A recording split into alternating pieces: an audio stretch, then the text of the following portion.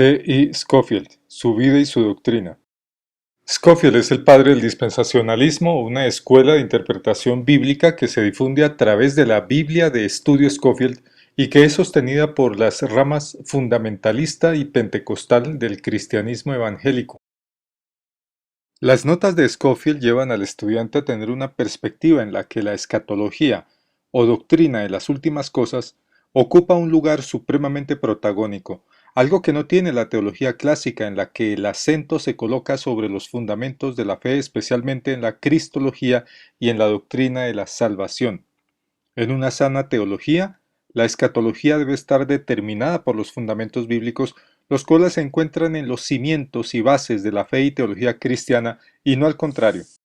Así, cuando se tiene una perspectiva tan escatológica, se afectan para mal la comprensión de las demás doctrinas de la Escritura. Una de las primeras cosas que encuentra el estudiante bíblico en las anotaciones de la Biblia de Estudio Scofield es su afirmación de que el reino de Dios es diferente del reino de los cielos, como se lee en la nota de pie de página de Mateo 6:33.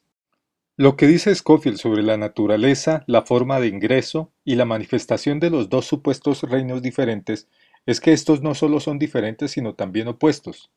Por ejemplo, si uno de los reinos es universal, el otro es particular porque está restringido a la nación judía. También es muy opuesto que a uno se ingrese por el nuevo nacimiento y en el otro esto no sea relevante. Con todo, sorprende encontrar que se puede refutar de una manera muy sencilla, pues es muy obvio en los textos paralelos de los evangelios sinópticos que las características de membresía, forma de ingreso, misterios, etc., del reino de Dios son los mismos del reino de los cielos.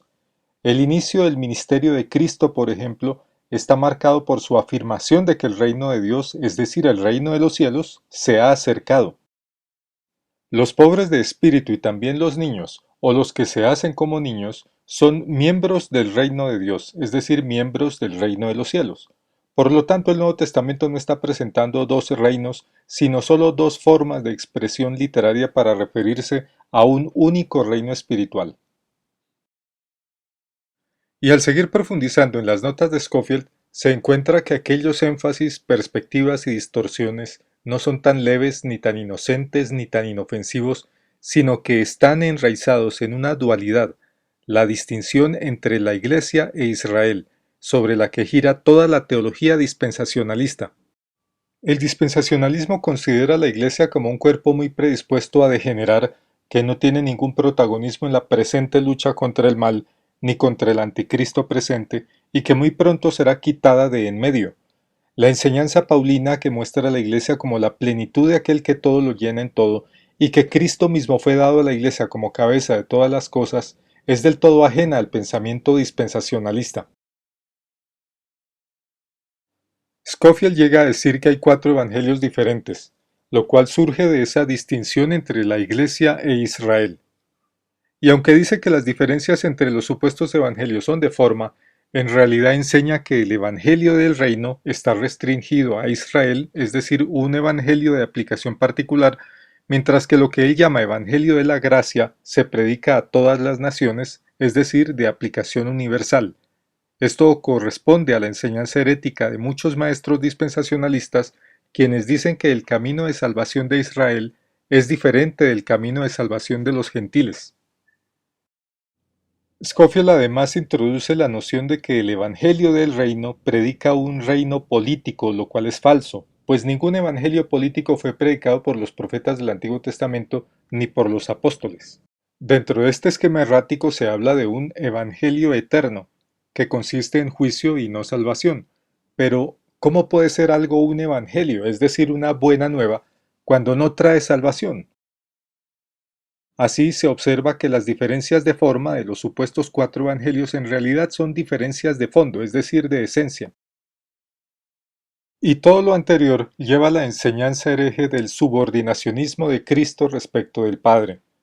La Biblia enseña que Cristo se humilló voluntariamente en su propósito redentor para enseguida ser exaltado a la altura del trono de Dios, pero en el dispensacionalismo Cristo permanece subordinado o como una realidad inferior a Dios Padre por todas las edades. Por ejemplo, en el dispensacionalismo el padre tiene una esposa que es Israel, mientras que el hijo tiene una novia que es la iglesia. El dispensacionalismo no acepta que Dios Padre sea el esposo de la iglesia y considera que esta dignidad, que considera una dignidad superior, solo corresponde a Israel. El plan salvífico de Dios con Israel no es el plan salvífico de Cristo con la Iglesia, la ley de Cristo no es la ley de Jehová, los planes presentes y futuros del Padre no son los mismos que los del Hijo, el día de Cristo no es el día de Jehová, el tribunal de Cristo no es el tribunal de Dios, etc. Adicionalmente, el sistema dispensacionalista enseña que el sacrificio expiatorio y vicario de Cristo en la cruz no hubiera ocurrido si los judíos no hubieran rechazado al Mesías, es decir, que Cristo no es el centro de la redención. Charles Ryrie en su libro Dispensacionalismo hoy afirma que el contenido de la fe cambia en las distintas dispensaciones, dando a entender que Cristo no era el contenido de la fe en la antigua dispensación, contradiciendo la afirmación bíblica de que Cristo es el único camino de la salvación, y esto lo confirma la declaración doctrinal del Seminario Teológico de Dallas, el principal instituto bíblico de esa corriente, según el cual en su capítulo quinto, los israelitas no comprendieron como nosotros que los sacrificios señalaban la persona y obra de Cristo, pero la Escritura presenta una visión muy diferente de Cristo, a quien presenta como el centro de la redención. Así que se descubre el dispensacionalismo como un gran sistema de dualidades. Supuestamente hay una herencia en el cielo y una herencia en la tierra. El pueblo de la promesa no es lo mismo que la iglesia. La fe del Antiguo Testamento es diferente del Nuevo, como si la naturaleza del Hijo no fuese la misma del Padre. Y sobre todo esto, surge la doctrina excéntrica de 7 dispensaciones, 2 advenimientos, 2 resurrecciones, 5 juicios, varios bautismos, etc. A esto se suma otra distinción. En la Iglesia existe el hombre carnal en convivencia con el hombre espiritual. ¿Puede una persona ser salva sin tener una vida de santidad, es decir, de frutos de novedad de vida? Scofield dice que sí, para lo cual introduce la teoría del cristiano carnal, en su libro Trazando bien la palabra de verdad, publicado en 1888 por la secta de los Hermanos Libres. El mismo Scofield habría sido durante toda su vida un cristiano carnal, pues abandonó a su esposa y 2 pequeñas hijas de 7 y 5 años de edad en 1874 y nunca proveyó para el sustento económico de ellas durante toda su vida, ni siquiera 5 años después cuando supuestamente se convirtió al Evangelio, en 1879, ni cuando fue ordenado como predicador en 1881, ni cuando fue ordenado como pastor en 1883, año en el que completó 2 demandas por abandono de familia. Scofield fue ordenado pastor en Texas, a cientos de kilómetros de donde abandonó a su familia. Allí se volvió a casar en marzo 11 de 1884, a la edad de 41 años, con una joven 17 años menor que él, cuando todavía estaba casado, pues no se había completado el proceso de divorcio que había iniciado su esposa Leontine Serré en Missouri, la mujer que Scofield pretendió que no existía. 2 décadas después, en 1902, Scofield no asistió al matrimonio de su segunda hija y en 1908 no asistió al matrimonio de su primogénita, a pesar de que se entiende como pastor aquella persona que tiene cuidado de las almas y vela por la integridad espiritual de ellas. Al morir Scofield, sus 2 hijas quedaron excluidas de la repartición de la herencia, la cual fue entregada al hijo que tuvo con su segunda esposa. Hoy tampoco se conoce sobre falsedades difundidas en relación a Scofield, como que fue condecorado en la Guerra Civil, que obtuvo el título académico de doctor de teología y que fue profesor de los institutos bíblicos fundados por Dwight Moody, todo lo cual es falso. Es por esto que en las librerías cristianas no existe una biografía de Scofield como la puede haber sobre Lutero o Calvino o alguno de los grandes personajes de la historia cristiana.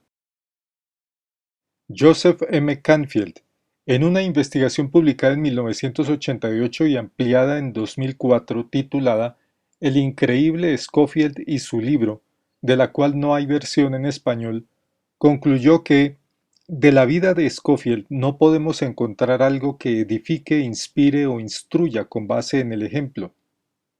La teoría del cristiano carnal dice que este estilo de vida escandaloso lo puede vivir una persona que se considera cristiana y que con todo tendrá acceso a la herencia en la gloria.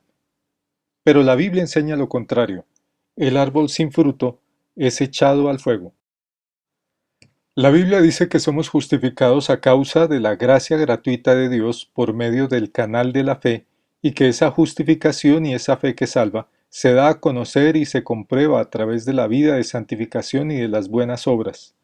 No que la santificación nos dé la entrada al cielo, sino que la demuestra. La justificación y la santificación se deben distinguir, pero siempre van juntas. También se puede decir que la justificación es primero y que es la base de la santificación, o que la justificación es el cimiento y la santificación es la vida de servicio y de conformidad a la ley de Dios que construimos con la ayuda del Espíritu Santo, siendo la justificación el corazón del Evangelio, mientras que la santificación es su fruto. Esta es la enseñanza del apóstol Pablo a lo largo de las epístolas a los Gálatas y a los Romanos. En la justificación el Padre y el Hijo son consubstanciales y coeternos. Son el único Dios verdadero. Los atributos de Dios son los atributos del Hijo. Las posesiones del Padre son las mismas del Hijo. El plan de salvación de Dios es el mismo plan de salvación del Hijo. Los planes escatológicos del Padre y del Hijo también son los mismos, pues son la conclusión, coronación y meta de aquellos planes salvíficos. Para la justificación solo hay un pueblo de Dios, no dos. Los hijos verdaderos de Abraham conforman la verdadera iglesia de Cristo, la cual es el Israel verdadero y su único pueblo prometido, a la que ha investido de una manera suprema y soberana, y las puertas del Hades no prevalecerán contra ella. En la Biblia de Scofield se encuentra un extraño comentario al texto de Romanos 9, versos 6 al 8. En esta porción de texto el apóstol Pablo presenta tres declaraciones.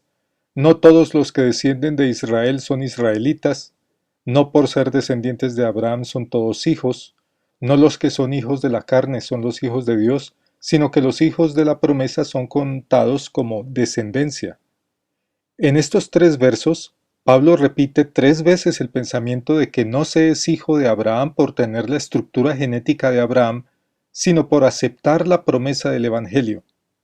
Los hijos de Abraham son sólo aquellos judíos y gentiles justificados y santificados en virtud de los méritos de Cristo mediante el canal de la fe, y estos son los miembros de la Iglesia. Sorprendentemente, la Biblia anotada de Scofield dice lo contrario, que el apóstol Pablo no se está refiriendo a que puedan haber gentiles creyentes, a la vez que afirma que dentro del Israel nacional hay una simiente espiritual y otra natural, lo cual fuerza grandemente el sentido del texto. En la ilustración del árbol de olivo de Romanos 11, el apóstol Pablo repite la enseñanza de Romanos 9. El Israel espiritual es el Israel verdadero, y este es el único pueblo del nuevo pacto, pues el pacto antiguo fue abolido.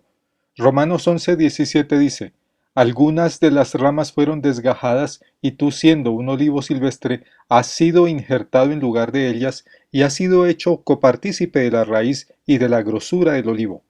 Así, las ramas originales que representan a los israelitas de la fe se unen a las ramas injertadas que representan a los gentiles de la fe, siendo todos los hijos de la promesa que menciona Romanos 9, la verdadera descendencia de Abraham, y todos conforman la iglesia, que en el contexto de Romanos 11 es llamada todo Israel. Por fuera de este conjunto se encuentran las ramas que fueron desgajadas por Dios mismo porque no llevaban fruto, y que son quienes no pertenecen a la verdadera descendencia de Abraham según Romanos 9. En Romanos 11, 20 y 21, el apóstol hace una advertencia a aquellos entre los gentiles que rechacen el Evangelio, por lo que las ramas desgajadas corresponden tanto a los judíos como gentiles que no llevan fruto.